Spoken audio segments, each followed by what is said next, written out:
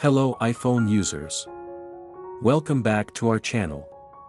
Today, we'll explore how to control your browsing experience, learn how to block specific websites or restrict access to all websites except those you specify, block specific websites. Step 1, open the Settings app on your iPhone. Step 2, click Screen Time.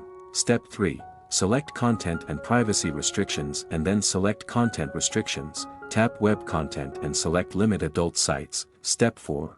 Add the URL of the website you want to block, for example, www.example.com. Step 5. Click Done. To prevent access to that website, block all sites except those specified. Step 6. In Settings, tap Screen Time, still in the Content Restrictions and Privacy section.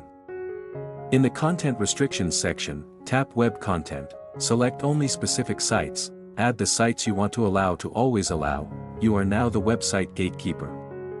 If you found this video helpful, hit the like button and subscribe.